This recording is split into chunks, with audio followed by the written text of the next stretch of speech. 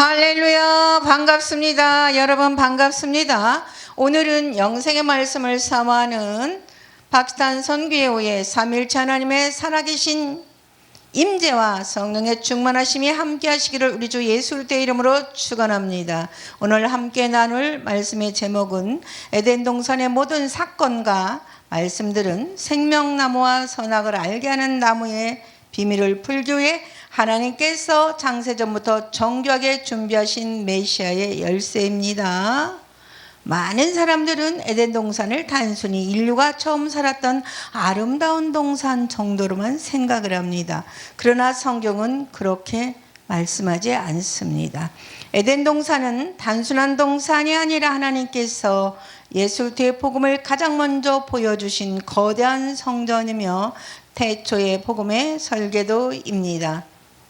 저는 국제총회신학에서 삼일체 하나님의 이름의 비밀과 예수님이 흘리신 피의 능력의 비밀을 전하는 한국의 강에스더 목사입니다. 여러분 반갑습니다. 창세기 2장과 3장에 기록된 모든 사건은 우연히 기록된 것이 아닙니다. 아담도 하와도 내 강도 생명나무도 선악을 알게 하는 나무도 아담의 깊은 잠도 가죽옷도 여자의 우선도 그룹 전사도 모두가 장차 오실 그리스도를 증거하기 위해 하나님께서 미리 준비하신 영적인 퍼즐입니다. 아멘. 퍼즐은 한 조각만 보면 의미를 알 수 없습니다. 그러나 모든 조각을 맞추면 하나의 그림이 완성됩니다. 마찬가지로 에덴 동산 곳곳에 흩어져 있는 영적인 퍼즐을 하나씩 맞춰 보면 놀랍게도 한 분의 예수 그리스도가 나타납니다. 아멘. 그분은 사람으로 오실 하나님이시며 십자가에서 죽으시고 사흘 만에 부활하시며 우리에게 영원한 생명을 주시는 생명나무 대신 예수 그리스도이십니다. 오늘 우리는 이 놀라운 비밀을 하나씩 살펴보려고 합니다. 성령님께서 우리의 영적인 눈을 열어주셔서 창세기 속에 감추어진 예수 그리스도를 발견하는 은혜가 차고 넘치기를 축원합니다. 첫 번째, 아담은 장차 오실 그리스도의 모형입니다. 먼저 로마서 5장 14절, 아담은 오실 자의 표상이라. 아멘. 이 한 구절은 성경 전체를 여는 매우 중요한 열쇠입니다. 우리는 지금까지 아담을 인류의 첫 사람으로만 알고 있었습니다. 그러나 사도 바울은 성령의 조명을 받아 아담이 단순히 첫 사람만이 아니라 장차 오실 그리스도를 예표하는 사람이라고 선포합니다. 그렇다면 우리는 이런 질문을 해야 합니다. 왜 하나님은 첫 사람을 만드실 때부터 예수님의 모습을 담아 두셨을까? 그 이유는 창세기부터 예수님을 보여주시기 위해서입니다. 성경은 창세기에서 시작하여 요한계시록에서 끝나지만 그 중심에는 언제나 예수 그리스도만 계십니다. 할렐루야.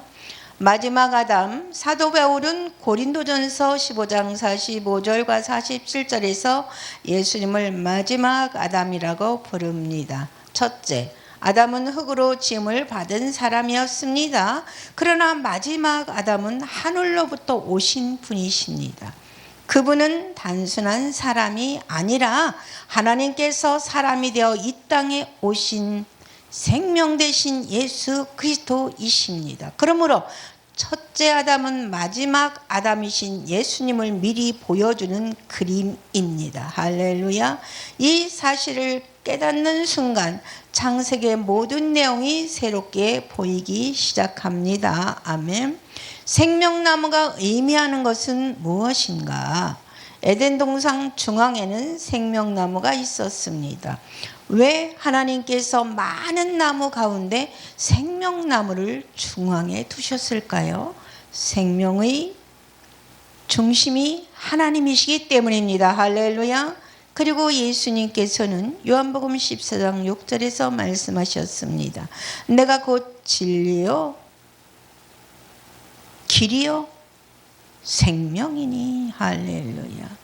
내가 곧 길이요 진리요 생명이니. 또 요한복음 6장에서는 내 살을 먹고 내 피를 마시는 자는 영생을 가질 거라고 말씀하셨습니다. 영생을 주시는 분은 오직 예수님뿐입니다. 할렐루야. 그러므로 생명나무는 단순한 식물이 아니라 영생을 주시는 예수 그리스도를 상징하는 것입니다. 할렐루야. 예화입니다. 어느 아이가 사막에서 길을 잃었습니다. 배도 고프고 목도 말랐습니다. 그때 누군가 금덩어리를 주었습니다. 그러나 아이는 살 수 없었습니다. 조금 후 또 다른 사람이 물 한 병을 주었습니다. 그 물을 마시는 순간 아이는 살아났습니다. 사람을 살리는 것은 금이 아니라 생명입니다.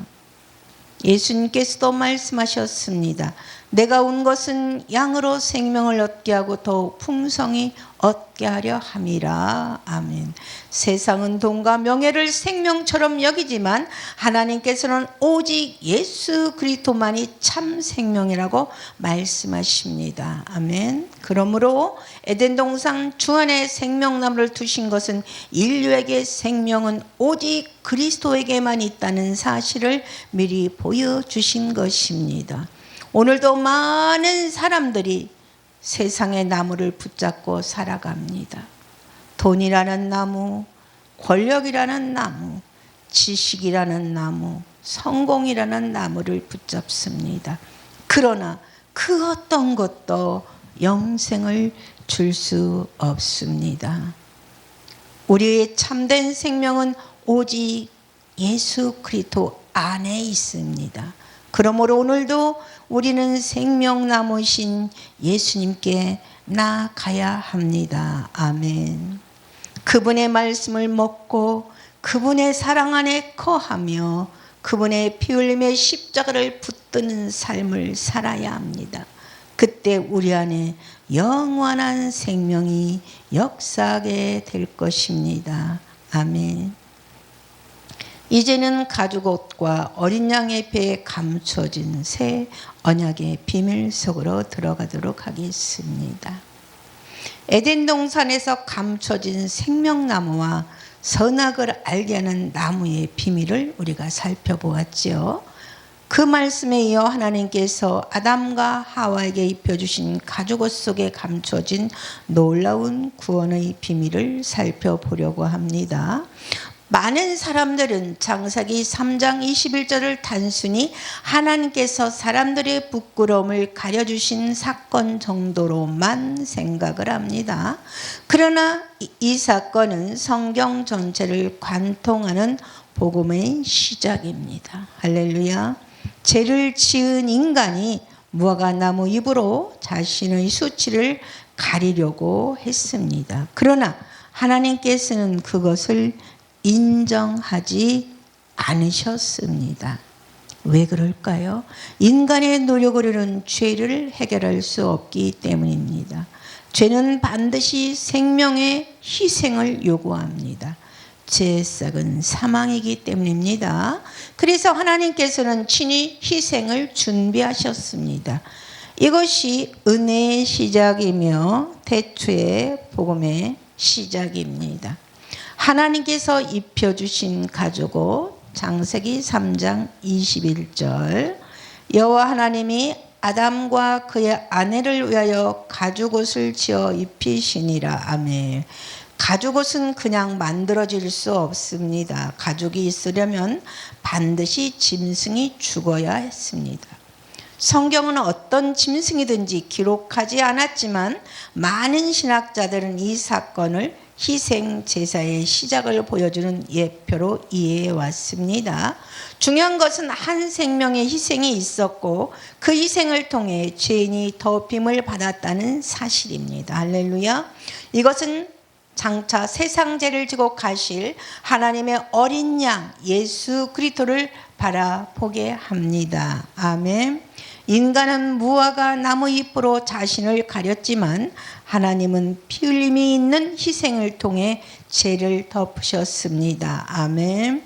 오늘도 마찬가지입니다. 사랑하는 여러분, 선행으로는 죄를 해결할 수 없습니다. 종교 생활만으로도 해결되지 않습니다. 오직 예수님의 보혈만이 우리의 죄를 깨끗하게 하십니다. 아멘. 사랑하는 여러분, 어린 양의 희생은 에덴 동산에서 시작되었습니다. 가죽옷 사건은 출애굽기 6월절 어린 양으로 이어집니다. 아멘. 이스라엘 백성은 애굽에서 나오기 전 어린 양을 잡아 그 피를 문설주와 인방에 발랐습니다. 아멘. 죽음의 사자가 그 피를 보고 넘어갔습니다. 집안의 공로나 행위 때문이 아니었습니다. 오직 어린 양의 피 때문이었습니다. 아멘. 그 피가 생명을 살렸습니다. 할렐루야. 그 피가 심판을 지나가게 했습니다. 그 피가 새로운 출발을 열었습니다. 아멘. 이 사건은 장차 예수님이 십자가를 미리 보여주는 하나의 그림자였습니다. 세례 요한은 예수님을 보고 이렇게 외쳤습니다. 요한복음 1장 29절 말씀. 보라, 세상 죄를 지고 가는 하나님의 어린 양이로다. 아멘. 에덴 동산의 희생도 6월절 어린 양도 이사야가 예언한 고난받은 종도 모두 예수 그리스도를 향하고 있습니다. 아멘. 성경은 처음부터 끝까지 어린 양을 증거합니다. 사랑하는 여러분, 우리는 자신의 의로 하나님 앞에 설 수 없습니다. 아멘. 아담과 하와가 무화과 나무 잎으로 자신을 가렸지만 하나님께서 그것을 벗기시고 가죽옷을 입혀주셨듯이 오늘도 하나님께서는 우리의 의를 벗기시고 예수 그리스도의 옷을 입혀주십니다. 아멘. 사도 바울은 말합니다. 그리스도로 옷 입으라.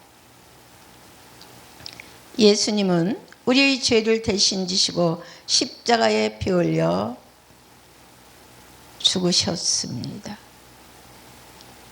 그분의 보혈로 우리는 의롭다 하심을 받았습니다.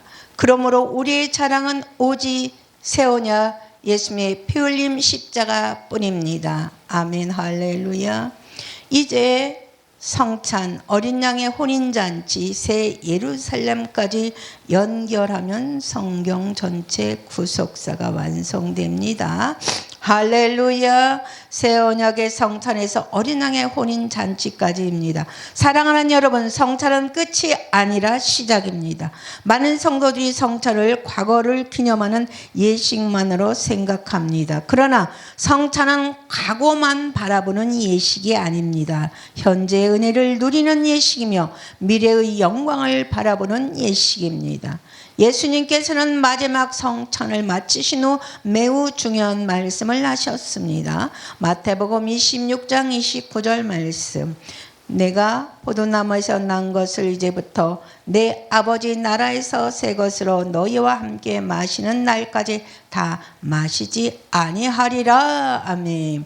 이 말씀은 놀라운 약속입니다. 예수님께서는 다시 오실 날 하나님 나라에서 우리와 함께 기쁨의 잔치를 베푸실 것을 약속하셨습니다. 할렐루야.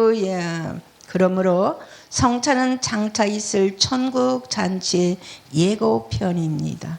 예수님은 신랑이 되셨습니다. 요한복음 14장에서 예수님은 이렇게 말씀하셨습니다.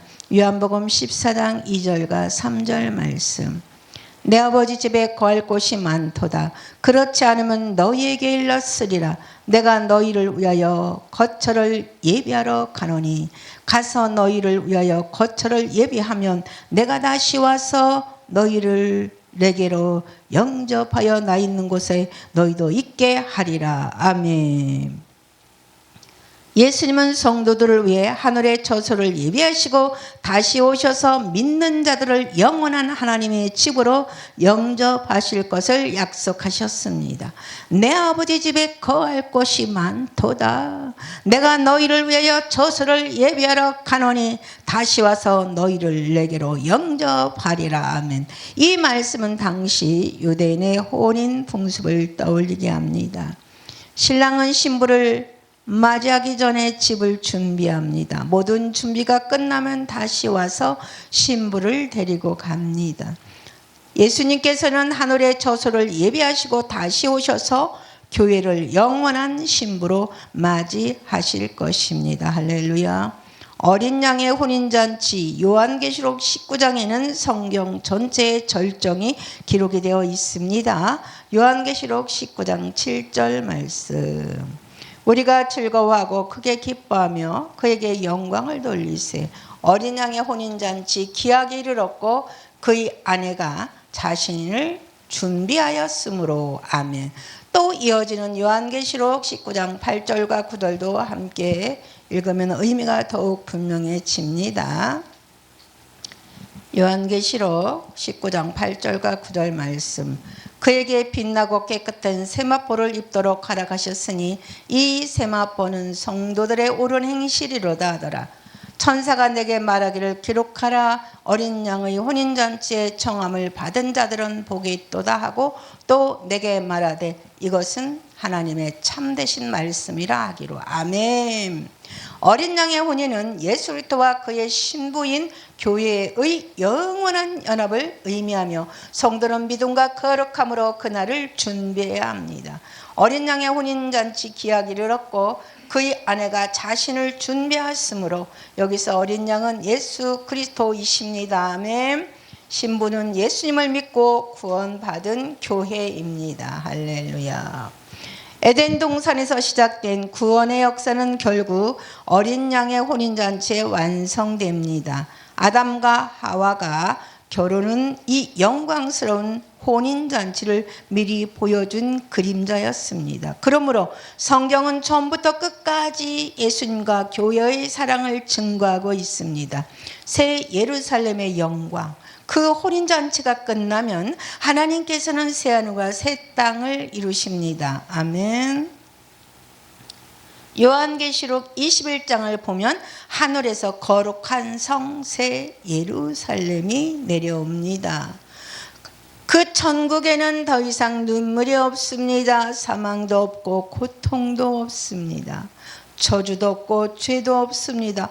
오직 생명 대신 예수 그리스도 하나님의 영광만 가득합니다. 할렐루야. 그리고 요한계시록 22장에는 다시 생명나무가 나타납니다. 얼마나 놀라운 일입니까? 창세기에서 죄 때문에 가까이 갈 수 없었던 생명나무를 이제 어린 양의 피로 구속받은 성도들이 영원히 먹게 되는 것입니다. 성경은 생명나무로 시작하여 생명나무로 끝납니다. 그러나 그 중심에는 언제나 생명 대신 예수 그리스도가 계십니다.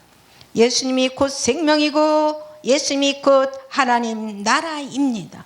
예수님이 곧 새 언약의 완성이십니다. 사랑하는 여러분, 우리의 믿음은 어디를 향하여 가고 있습니까? 우리는 이 세상만 바라보며 살아가는 사람들이 아닙니다. 우리의 시민권은 하늘에 있고 우리는 어린 양의 혼인잔치를 기다리는 신부입니다. 그러므로 우리의 삶은 거룩해야 하고 우리의 믿음은 흔들리지 않아야 합니다. 우리의 소망은 세상이 아니라 하나님 나라에 있어야 합니다. 오늘도 생명나무신 예수님을 붙드시길 축원합니다. 새 언약 안에 거하기를 바라고 성령으로 충만하시기를 바랍니다. 그리하면 주님 다시 오시는 날 어린 양의 혼인잔치에 참여하는 영광을 누리게 될 것입니다. 할렐루야. 사랑하는 여러분, 오늘 우리는 성경 전체를 여행했습니다. 에덴 동산의 가죽옷에서 시작하여 유월절 어린 양을 지나 갈보리 십자가를 통과하고 새 언약 성찬을 거쳐 마침내 어린 양의 혼인잔치와 새 예루살렘 천국에 이르렀습니다. 이 모든 역사의 중심에는 한 분이 계십니다. 바로 생명 되신 예수 그리스도이십니다. 할렐루야. 창세기의 어린 양도 예수님이시고 유월절 어린 양도 예수님이십니다. 십자가의 어린 양도 예수님이시고 혼인잔치 신랑도 예수님이십니다. 새 예루살렘의 영광도 예수님으로 말미암아 이루어집니다. 그러므로 우리는 끝까지 예수님만 바라보아야 합니다. 할렐루야. 예수님 안에 생명이 있고 예수님 안에 새 언약이 있습니다. 예수님 안에 하나님 나라가 있고 예수님 안에 영원한 소망이 있습니다. 주님께서 다시 오는 그날까지 믿음을 지키며 어린 양을 따라가는 충성된 성도들이 되기를 우리 주 예수 그리스도의 이름으로 축원합니다. 할렐루야.